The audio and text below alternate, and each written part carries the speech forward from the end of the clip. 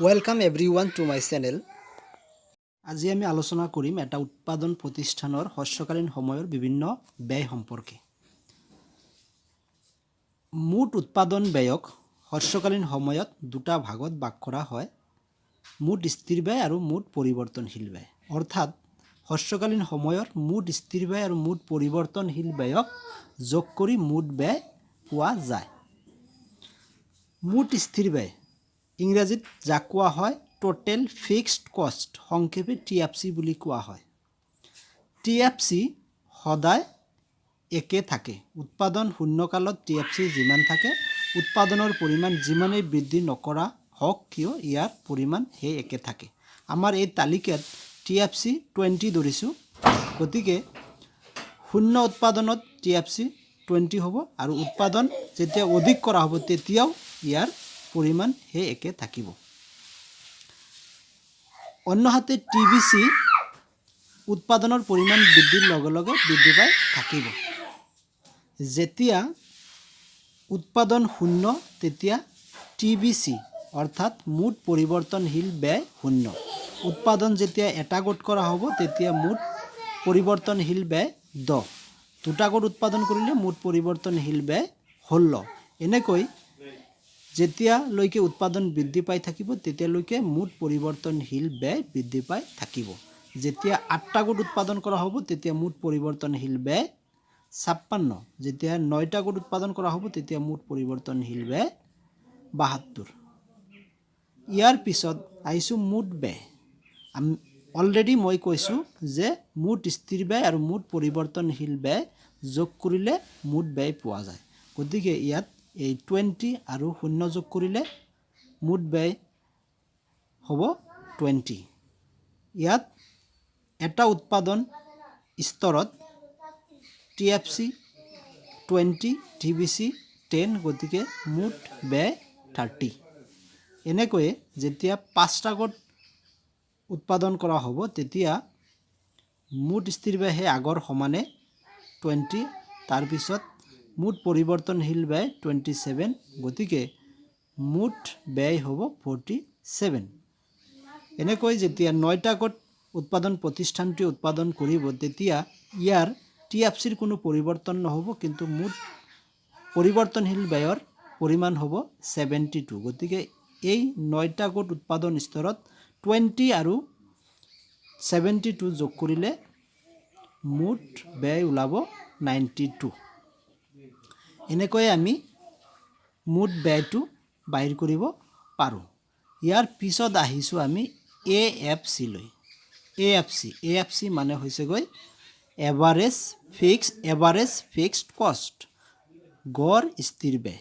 গড় স্থিৰ ব্যয় নিৰ্ণয়ৰ সংজ্ঞাটো হৈছে এনেকুৱা, AFC = TFC/Q। অৰ্থাৎ মুঠ স্থিৰ ব্যয়ক উৎপাদিত সামগ্ৰীৰ পৰিমাণেৰে ভাগ কৰিলে যি ওলায় তাক কোৱা হয় গড় স্থিৰ ব্যয়। ইয়াত আমি দেখিছোঁ মুঠ স্থিৰ ব্যয় 20 আৰু মুঠ উৎপাদিত সামগ্ৰীৰ পৰিমাণ 0। 20ক যদি 0ৰে হৰণ কৰা হয় তেনেহ'লে ইয়াক আমি সংখ্যাৰে মান নিৰ্ণয় কৰিব নোৱাৰোঁ, গতিকে এইটো হৈছে আনডিফাইন্ড। তাৰপিছত এটা উৎপাদন স্তৰত মুঠ স্থিৰ ব্যয় 20ক এই একেৰে হৰণ কৰিলে AFC ওলাব 20। তাৰপিছত যেতিয়া দুটা সামগ্ৰী উৎপাদন কৰা হ'ব তেতিয়া TFC সেই আগৰ সমানে থাকিব 20ক 2ৰে হৰণ কৰিলে AFC ওলাব 10। এনেকৈয়ে যেতিয়া 4টা সামগ্ৰী উৎপাদন কৰা হ'ব এই 4ৰে এই মুঠ স্থিৰ ব্যয় 20ক হৰণ কৰিব লাগিব, হৰণ কৰিলে ওলাব 5। গতিকে 4টা উৎপাদন স্তৰত উৎপাদন প্ৰতিষ্ঠানটোৰ গড় স্থিৰ ব্যয় হ'ব 5। যেতিয়া 5টা উৎপাদন কৰা হ'ব তেতিয়া গড় স্থিৰ ব্যয় হ'ব 4। এনেকৈয়ে যেতিয়া 8টা সামগ্ৰী উৎপাদন কৰা হ'ব তেতিয়া এই 20ক 8ৰে হৰণ কৰিব লাগিব, 20ক 8ৰে হৰণ কৰিলে ওলাব 2.50। 9টা সামগ্ৰী উৎপাদন কৰাৰ সময়ত গড় স্থিৰ ব্যয় হ'ব 2.22। ইয়াৰ পিছত ABC লৈ আহিছোঁ। ABC মানে গড় পৰিৱৰ্তনশীল ব্যয়, এভাৰেজ ভেৰিয়েবল কষ্ট। এভাৰেজ ভেৰিয়েবল কষ্টক নিৰ্ণয় কৰিবলৈ TBCক কিউৰে হৰণ কৰিব লাগে। অৰ্থাৎ যেতিয়া এটা সামগ্ৰী উৎপাদন কৰা হ'ব তেতিয়া এই একেৰে TBC 10ক হৰণ কৰিব লাগিব। গতিকে 10ক একেৰে হৰণ কৰিলে ABC ওলাব 10। তাৰপিছত দুটা সামগ্ৰী উৎপাদন স্তৰত এই TBC 16ক 2ৰে হৰণ কৰিব লাগিব। 16ক 2ৰে হৰণ কৰিলে ABC ওলাব 8। এনেকৈয়ে যেতিয়া 4টা সামগ্ৰী উৎপাদন কৰা হ'ব তেতিয়া TBC 23ক 4ৰে হৰণ কৰিব লাগিব। 23ক 4ৰে হৰণ কৰিলে ভাগফল ওলাব 5.75। অৰ্থাৎ 4টা উৎপাদন স্তৰত গড় পৰিৱৰ্তনশীল ব্যয় 5.75 হ'ব। এনেকৈয়ে যেতিয়া 8টা সামগ্ৰী উৎপাদন কৰা হ'ব তেতিয়া গড় পৰিৱৰ্তনশীল ব্যয় 56ক 8ৰে হৰণ কৰিলে ভাগফল ওলাব 7। গতিকে 8টা উৎপাদন স্তৰত গড় পৰিৱৰ্তনশীল ব্যয় 7। 9টা সামগ্ৰী উৎপাদন স্তৰত এই গড় পৰিৱৰ্তনশীল ব্যয় 72ক 9ৰে ভাগ কৰিব লাগিব, ভাগফল ওলাব 8। গতিকে 9টা সামগ্ৰী উৎপাদন স্তৰত গড় পৰিৱৰ্তনশীল ব্যয় হ'ব 8।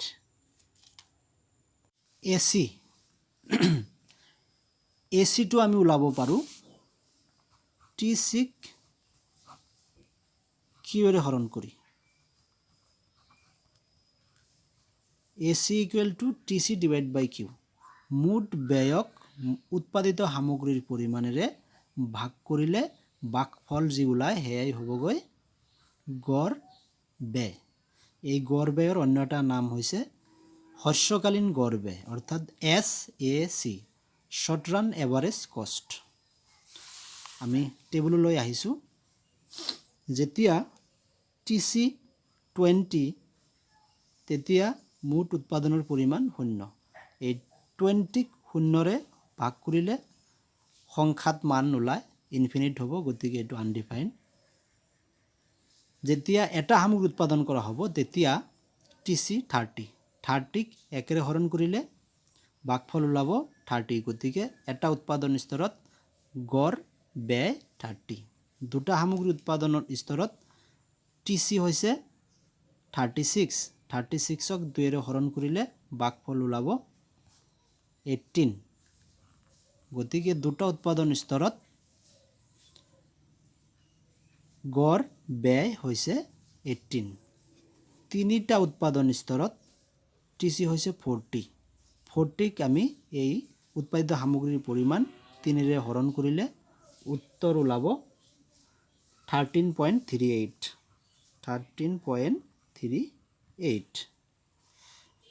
4টা উৎপাদন স্তৰত মুঠ ব্যয় হৈছে 43ক আমি কিউৰ পৰিমাণ 4ৰে ভাগ কৰিলে উত্তৰ ওলাব 10.75। এনেকৈ আমি বাকীকেইটা ওলাই থাকিব পাৰিম। তাৰপিছত আহিছোঁ MC লৈ। MC মানে হৈছে মাৰ্জিনেল কষ্ট। ইয়াৰ অন্য এটা নাম হৈছে SMC, অৰ্থাৎ শ্বৰ্ট ৰান মাৰ্জিনেল কষ্ট। SMC হৈছে অতিৰিক্ত ব্যয়। অতিৰিক্ত এটা গোট উৎপাদন কৰাৰ কাৰণে পৰিৱৰ্তনশীল ব্যয়ত যি পৰিৱৰ্তন আহে সেয়াই হৈছে অতিৰিক্ত ব্যয়। ইয়াত উৎপাদন শূন্য উৎপাদনত প্ৰান্তিক ব্যয় আমি ওলাব নোৱাৰোঁ। গতিকে এইটো আনডিফাইন। ইয়াত উৎপাদন, এইটো শাৰীত উৎপাদন এটা, এইটোৱেই প্ৰথম, এইটোৱেই শেষ। গতিকে ইয়াত মুঠ পৰিৱৰ্তনশীল ব্যয় 10। গতিকে ইয়াত হ'ব 10। তাৰপিছত দুটা সামগ্ৰী উৎপাদন স্তৰত TBC 16। 10ৰ পৰা 16 হৈছে এটা অতিৰিক্ত সামগ্ৰী। 1ৰ পৰা 2 দুটা সামগ্ৰী উৎপাদন কৰাৰ কাৰণে মুঠ পৰিৱৰ্তনশীল ব্যয় 10ৰ পৰা 16 হৈছে। কিমান পৰিৱৰ্তন হৈছে? 6। গতিকে ইয়াত হ'ব MC 6 তাৰপিছত তিনিটা সামগ্ৰী উৎপাদন স্তৰত মুঠ পৰিৱৰ্তনশীল ব্যয় 16 পৰা 20 হৈছে 16 পৰা 20 পৰিৱৰ্তন কিমান 4 গতিকে ইয়াত হ'ব তাৰপিছত চাৰিটা উৎপাদন স্তৰত মুঠ পৰিৱৰ্তনশীল ব্যয় 23 20 পৰা 23 হৈছে গতিকে ইয়াত হ'ব প্ৰান্তিক ব্যয় 3 ইয়াত 23 পৰা 27 23 পৰা 27 কিমান 23 পৰা 27 4 তাৰপিছত 27 পৰা 23 এটা পাঁচটা গোটৰ পৰা ছয়টা গোট যেতিয়া সামগ্ৰী উৎপাদন হ'ব তেতিয়া মুঠ পৰিৱৰ্তনশীল ব্যয় 27 পৰা 33 হৈছে ইয়াত প্ৰান্তিক ব্যয় হ'ব 6 অৰ্থাৎ মুঠ পৰিৱৰ্তনশীল ব্যয়ত পৰিৱৰ্তন হৈছে 6 27 পৰা 33 হৈছে এনেকৈয়ে 33 পৰা 42 ইয়াত হ'ব 9 ইয়াতে হ'ব তাৰপিছত 42 পৰা 56 42 পৰা 56 ডিফাৰেন্স হৈছে 14 হ'ব 8টা সামগ্ৰী উৎপাদন স্তৰত প্ৰান্তিক ব্যয় হ'ব 14 অৰ্থাৎ যেতিয়া 7টা সামগ্ৰী উৎপাদন কৰা হৈছিল তেতিয়া মুঠ পৰিৱৰ্তনশীল ব্যয় আছিল 42 কিন্তু আৰু এটা অতিৰিক্ত সামগ্ৰী অৰ্থাৎ 8 নম্বৰ গোট সামগ্ৰী উৎপাদন কৰোঁতে মুঠ পৰিৱৰ্তনশীল ব্যয়ত পৰিৱৰ্তন হল 14 42 পৰা 56 হল গতিকে এই 8 নম্বৰ গোটটোৰ প্ৰান্তিক ব্যয় হৈছে 14 তাৰপিছত 8 পৰা 9 নম্বৰ যেতিয়া গোটটো সামগ্ৰী উৎপাদন কৰা হ'ব তেতিয়া মুঠ পৰিৱৰ্তনশীল ব্যয় 56 পৰা 72 হ'ব 56 পৰা 72 ডিফাৰেন্স হৈছে গৈ 16 গতিকে এই 9 নম্বৰ গোটৰ প্ৰান্তিক ব্যয় হ'ব 16